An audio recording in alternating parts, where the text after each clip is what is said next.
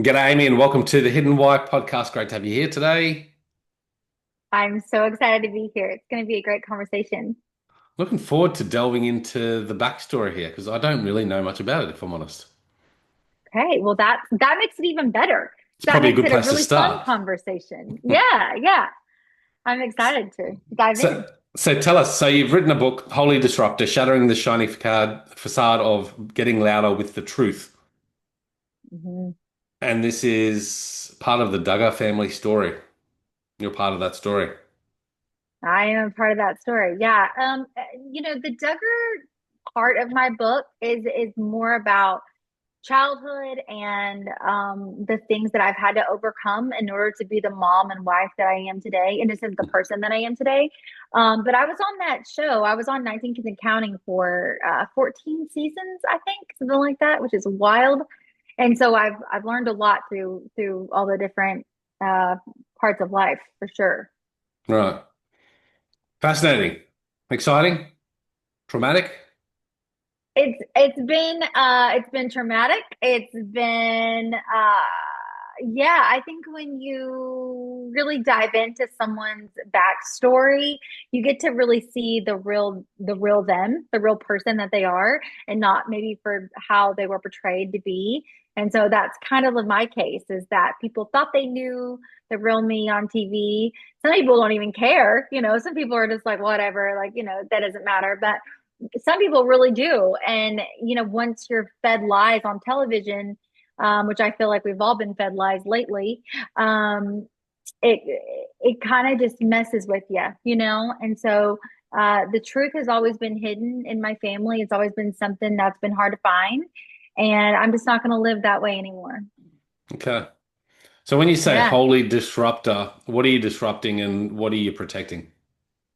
Yeah, so I love that question. To be a holy disruptor means that you are disrupting toxic cycles that are brewing in a family. A bloodline carries so many things that maybe aren't so healthy after all. And so I think we're getting to well, especially me, I think my generation is really saying, like, they're looking at their background and their history and their just who they are as a person and why they are the way that they are, and they're diving in and they're going to counseling and they're doing the really hard work to get there. Well, so disrupting the lies that happen within the family unit. Is that Yeah, I think bringing out the that a lot of truth? people, yeah, I think a lot of people hide behind religion and in order to do sketchy things. And so for me, once I finally realized the truth, there was just no going back. So tell us a bit of that backstory. Like what brought you involved in the series? I had the series up here. So the series You're was fine. 19 Kids and Counting, right? It is. Yeah. So about the Duggar family and their family unit and their children. I think they had like 19 of Mhm. them, something like There's that. 19 of them. Yes. Yeah. And you're a Yes. cousin, you're a relation to Um, the family. Uh-huh. Yep. I'm the first cousin to everybody. I'm the oldest out of everyone. And I was also the scapegoat of the entire reality show as well as in real life. And What do I you was mean? just kind of known, I was kind of known as just being the black sheep, kind of like the one that's like included, sure, but kind of left in the dark a little bit. Like I was always the one that they called me Crazy Cousin Amy, and that was my Hmm. title on the show. And clearly, you can take crazy in any kind of direction that you'd like to. And so they did. They did. And I do believe that uh so many people you have to have a villain to be a part of a television show or to be a part of a movie to keep it interesting. And so So they you were the targeted villain? me. Uh-huh. I was the villain on the show. They loved me, but at the same time I was kind of cast aside, like, we love her, but we're not going to let the kids get in her car. We're not going to let the kids go to her house really and play. We're not going to let her spend the night. We're not going to let her, like, all these things, because they thought that I was a bad example for the kids. Right. Yeah. Right. Yeah. So were you involved Meanwhile, prior to that? yeah, I mean, they're my family. I was very, very close with them growing up for a Right. really long time. Yep. Hmm. So you saw this whole TV show fold out. Where was the tipping point for you? When did it become noticeable that the lies and the mistruths were happening, and what was the line in the sand for you that made you realize that, hey, something's got to change? Well, if you are familiar with the Duggar family at all, you know that scandals are there's quite a few of them that have Hmm. gone on in my family. It wasn't until I noticed certain things happening with the girls' behavior and several things that when I asked questions about my oldest cousin, Josh, who is now in prison, I asked questions about, how is it, what's really going on, kind of thing. I was gaslighted. So I've been gaslighted basically my entire time on television and gaslighted, when the truth matters the most. When truth matters the most and you're completely lied to, at that point, I think you are just covering up the truth to save your own skin and to make you look shiny and happy, when in all reality, that wasn't the case. They A were lot the more. most conservative family, the most ultra conservative family, and they followed a belief system called IBLP, which is the basic life principles, and kind of like a cultish following, if you will. And there was a lot of rules that they kept by. So they were religious. They claimed to be, and yet the rules that they followed were very twisted, and you know, just there was no accountability held for the men. Okay. So talk about this belief system that they followed to me a little bit more. Can you explain that? Yeah. So there's a leader called Bill Gothard. He is the leader of the IBLP. They basically target IBLP. IBLP. Yeah. What They does that stand basically for? target basic life principles. Okay. Sorry. Institute of Basic Life Principles. Yes. Yep. They follow these rules, and they are man-made. They take the Bible and then they twist them to kind of make it fit their narrative, whatever that could be. So there's a lot of scary rules in there. Men are allowed to be like not just the leaders of the household, but like the dominant leader who can control what happens inside that home, and he creates every single rule. So it doesn't matter if it lines up with the Bible or not. He's still the leader and he can still do it. And he doesn't have to, there's no accountability held. So you could see how that kind of power, where women are silenced, they're kept small, um, can be used for abuse and so many other ways. Okay. So So that's what J happens. Jim the father was the dominant force there, or were all the sons in their own Yeah, rights? the sons in their own right, sure, because especially the oldest son is always looked to as like, Yeah. patriarchy, right? I mean, I feel like my family should have had, the golf jackets with the crest of the family. I feel like that's very much uh that would fit them perfectly. Um yeah, it's just a lot to take in, and I'm Hmm. surprised you don't know more, honestly, because it was kind of like it's a big deal. It's definitely been all over everywhere, and I'm not really here to talk about, though, like just the trauma of everything. Everyone knows about the Duggar family. If you read the news, you know about the family, you know about Yeah. those things, but more about healing and more about peace and Hmm. more about the things that once I realized and I started educating myself and realizing that, like, hey, I don't have to live this way. There's a whole other life I could be living, and it's going to be a good one, you know? And so I did some major changing in my life. So And what was the point for yeah, you where you decided that, it was more painful to stay quiet and you started deciding to speak up and yeah. telling the So truth? my oldest cousins, my sweet girls, the sweet girl cousins, they were taken advantage of, and their innocence was stolen from them Hmm. by their oldest brother. And that was the first scandal. And I really started looking at this picture perfect family and realizing that not everything is as rosy as I once thought. And Okay. so I write about in my book the bloodline of the Duggar family and just how generational trauma is so real and so prevalent. And you have to do everything you can in order to change history. I mean, you can't really change history, but you can change your future. And so yeah, I wrote all about just the things that I've done and the measures that I've taken. Okay. And what was that Yeah. healing journey for you? How did that look? Like, Well, it what were was the really steps? hard at first. No So doubt. when my oldest cousin went to prison for terrible, awful crimes against children, Hmm. I was so mad. I was so mad, just devastated, and I just remember shaking and crying When he all the went to time. I was prison? not okay.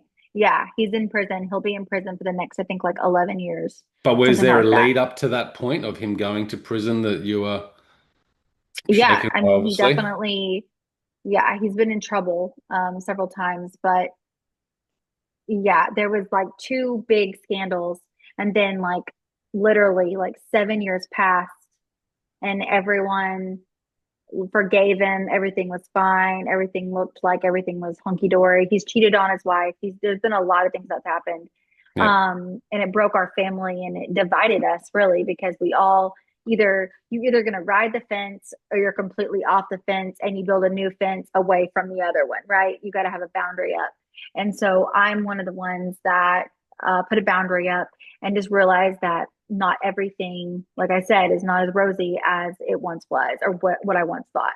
And so, yeah, all of that happened. And then for 7 years, everything was fine. And, I think I tried to convince myself that uh, you know, loved them, wanted the best for them, wanted to be a part of the family. Things happen, family is forever, that kind of thing. And then I kind of came to terms with family can be chosen. The people that we align ourselves with, the people that show up for us, the people who, care for us on a daily basis, on a weekly basis, are the Yeah. people that should be in our lives.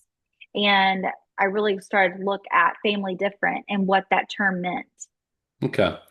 So he went to prison So this and was after the series ended that this all happened? yes.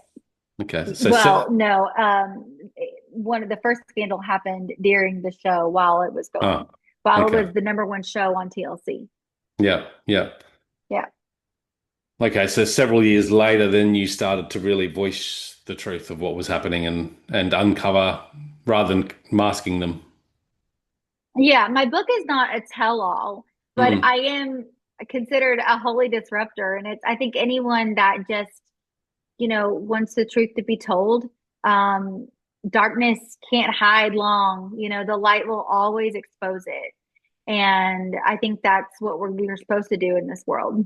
Yeah, well, And so, that's where I want to go. Like, as far as yeah. the steps you took to have the courage to be able to speak up, because there's Yeah. probably a lot of people that, whether it's something like you've experienced, TV reality shows that we see this image, but behind the scenes, there's all this other stuff going on that, people just cover up. And the news today, there's a lot Oh, of for sure. mistruths, happening out there, whether it's social media or mainstream Yeah. news. Um, so when you started to tell the truth, how did you feel? And was there consequences for that? There's definitely consequences for that. Um, yeah. So when I finally found the truth, found out everything was going on, found out that I've been lied to for years, it definitely broke me. Honestly, I felt like I really had a hard time trusting other people.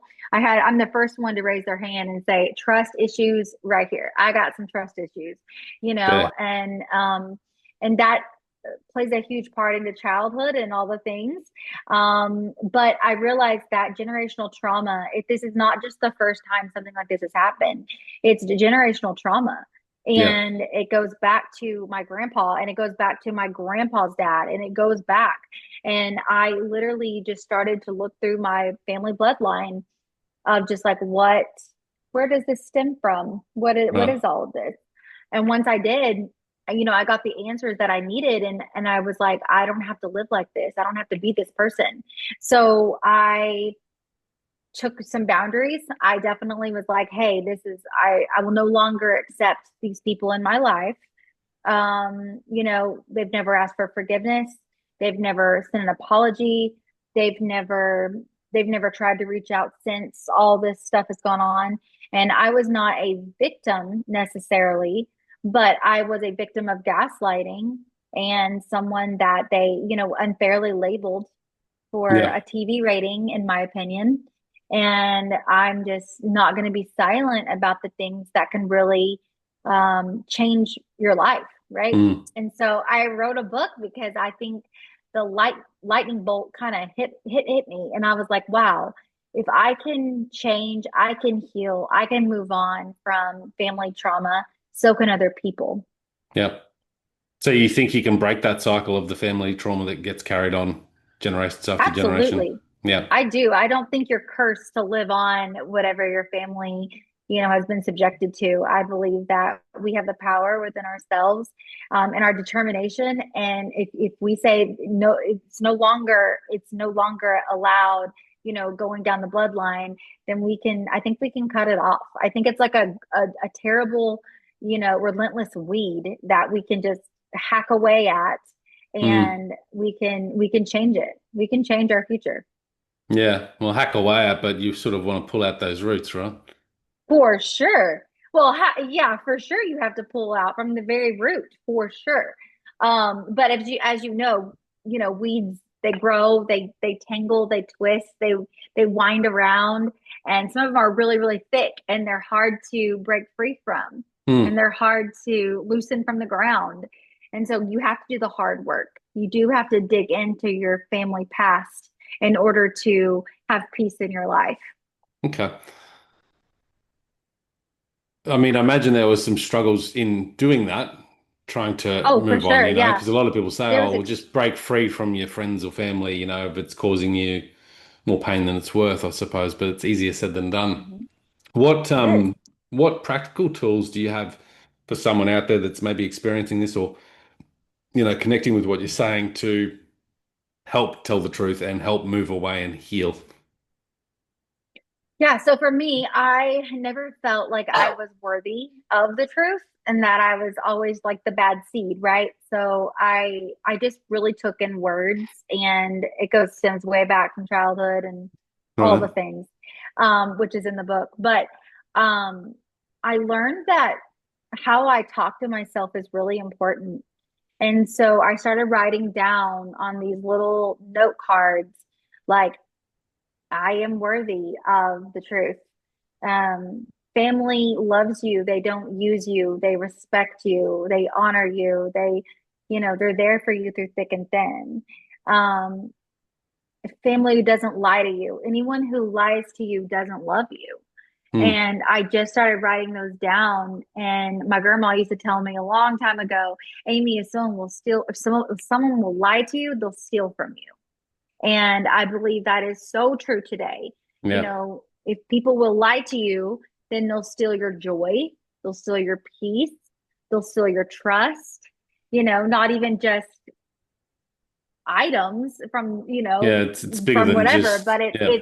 yeah, it's more of a spiritual thing. And so I think we really have to be careful of who we align ourselves with, and the people that, we allow so close to us.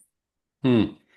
How did you go about uncovering the truth? Because again, sometimes our perceptions are warped by all the trauma and experiences that we've had.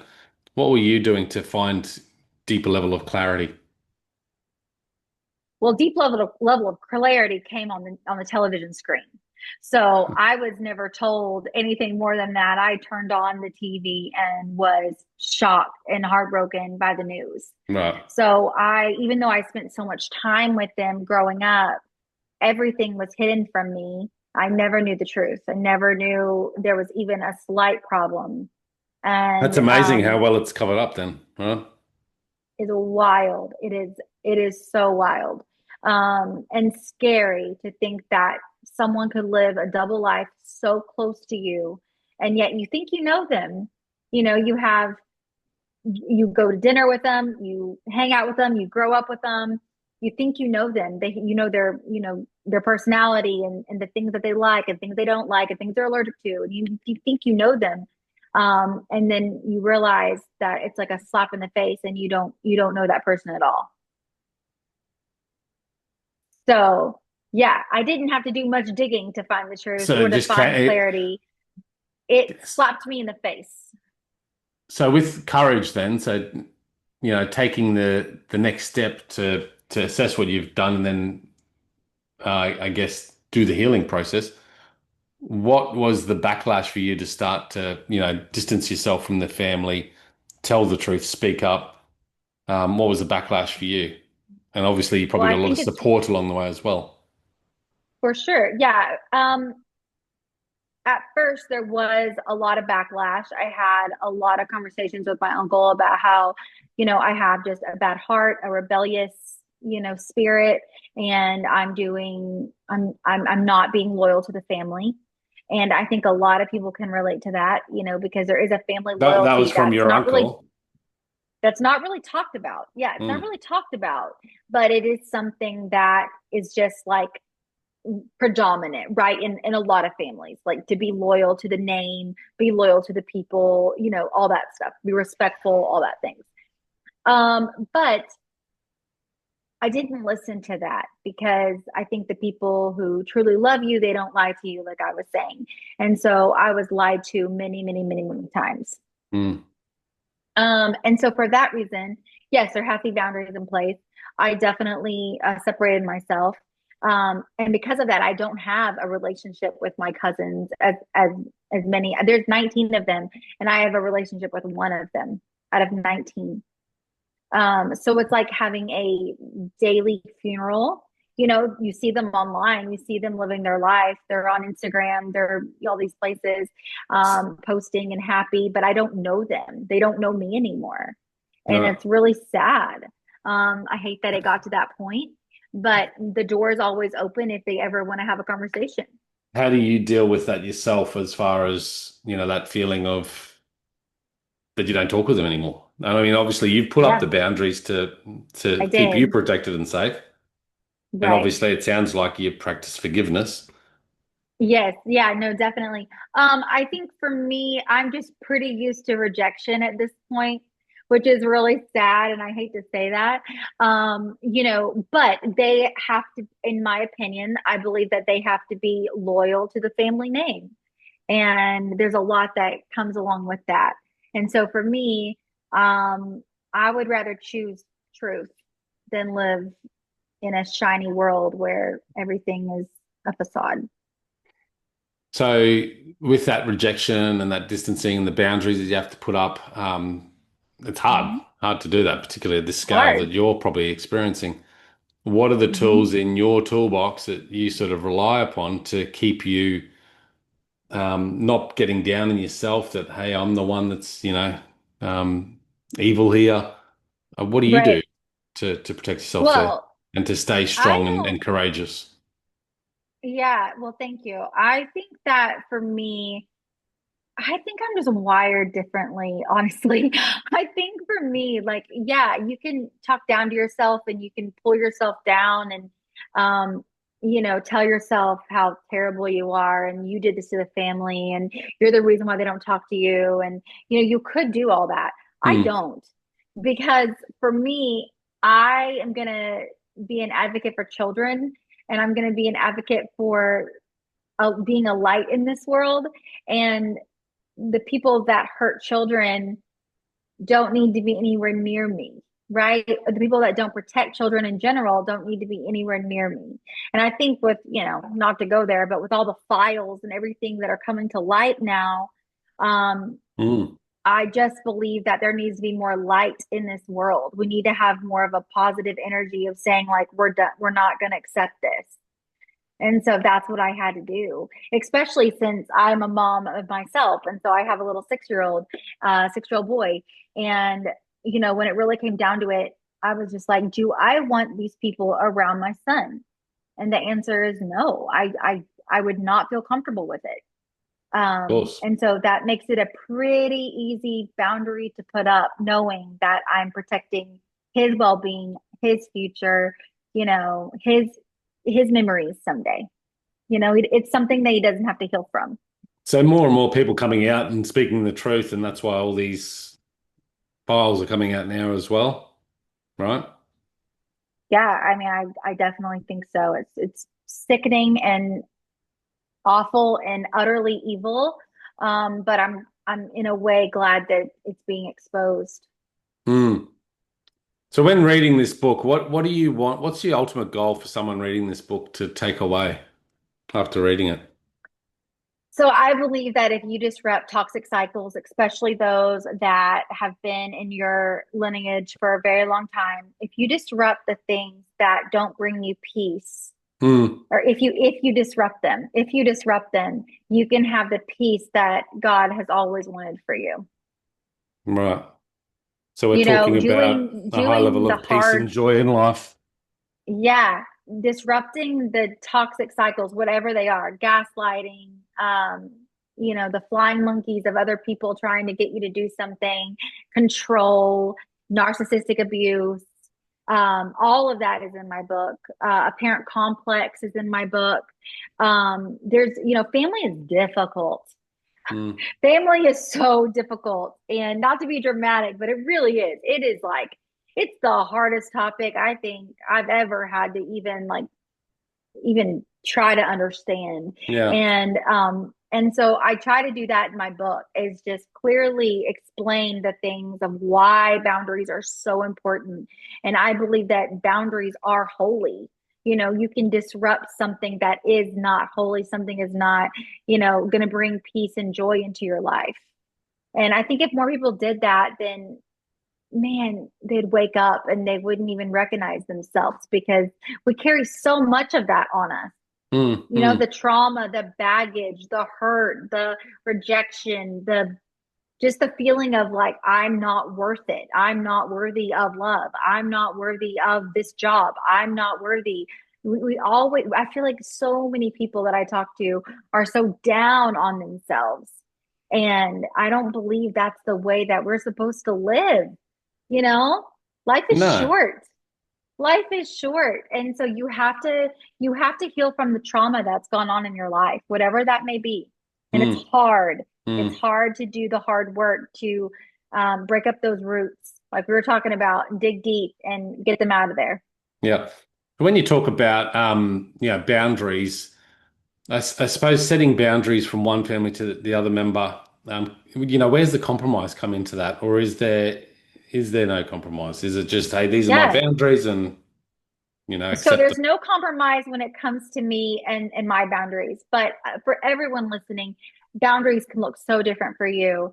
Maybe you have a difficult family member and you're at dinner and everyone's around, but you go into the kitchen to get some butter and the family member follows you in there. Maybe it's just setting the boundaries where you're not one on one with a person if you feel uncomfortable, or if they, talk down to you, or if they belittle you in any kind of way, right? Another boundary could be, I only see you at family functions. I don't see you outside of that. I feel like, I'm sure of people as well, where you can handle them for about 5-10 minutes, maybe an hour, and then you're like, okay, I gotta take a break, right? I feel like everybody knows someone like that, where you're like, okay, you're not really my people, right? You're not really my people. Mm, It's okay if those are your family members, and it's okay to set the boundaries that you need in order for that not to affect your happiness in your life. yeah. And then what Yeah, because about, families given to us, right? There they are. That's just who we have. yeah. But that doesn't mean we have to accept them if they're not a healthy person. And how do you go about communicating the truth in a situation where one person has experienced or perceives the truth differently from the other? I think that's where counseling comes in. I think that's where therapy comes in. I think just having just a mediator there that can, look at both sides and weigh them out and help you to see each other's side, because we're all different. That's what makes the world go round. Mm. The only reason why I have to have this really strong um, boundary in place is because of children. It's because of the things that's gone on that I will not allow in my life. And I won't be around someone that hides behind the cross and does things, but being a religious figure. I think that is the worst betrayal of them all. Is Yeah. just someone who considers themselves like a godly person or someone of faith, and yet they're abusive, controlling. Yeah. They're I get just a it. horrible person on the inside. They're rotten on the inside. Seems like a You lot of that know, goes on, like that people use religion as a way to cover that, right? it And is I'm not a hugely insane. religious person, but Hmm. I've met people out there where they lie, and you go, oh, but you Yeah, claim to be it makes religious. you Like, wonder. It why? makes you Why go, would you what lie? makes you different? Right? I feel like if they say they're a religious person, then you have this feeling like, oh, they're going to be easily trusted, right? They're going to be like a good person. They're going to, have all the Well, that's qualities the of, image of you you think get. of a good heart. Yeah. That's the image. It's really sad when that image is not true. And when it all comes to light,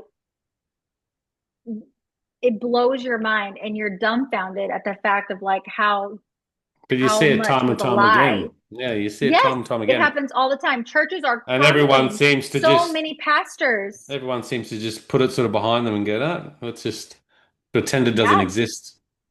right, exactly. But you can be a holy disruptor and you Yeah. can disrupt that in order to not have that in your life. And that's what I've had to do. Do you think that, I mean, I think religion has a big part in our society for human connection. And I think there's so much value there that it gives us.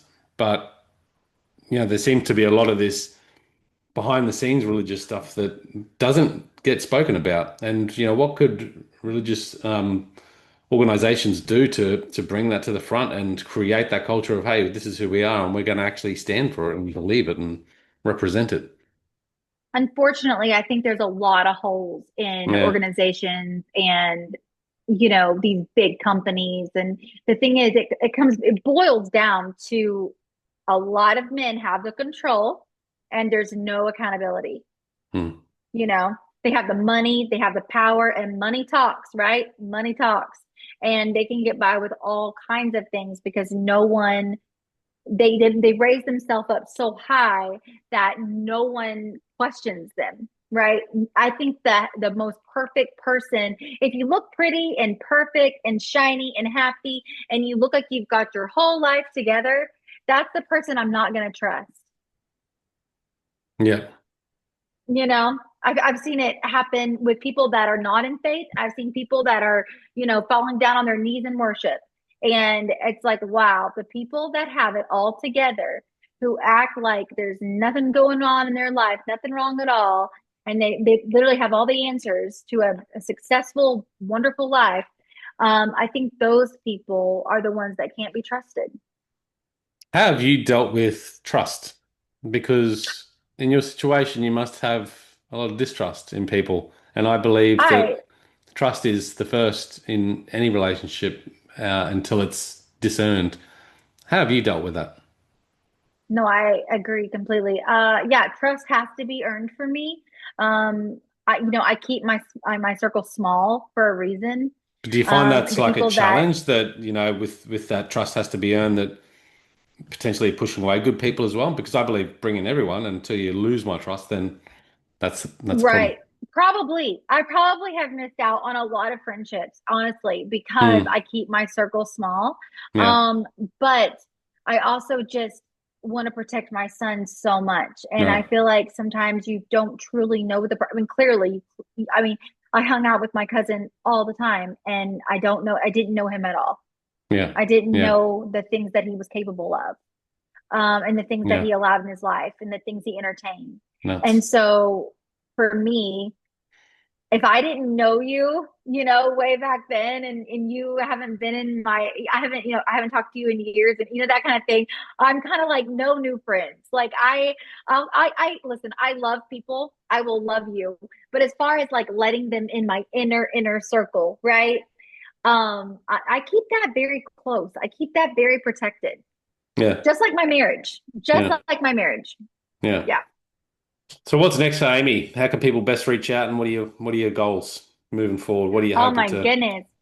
So Dylan and I are actually starting a podcast, Okay, which I'm nice. very excited about. Yeah, we're really excited about it. So that will be launching soon, and we're going to be talking just all about trauma and healing and how to move forward and go way, way more in depth than I have already.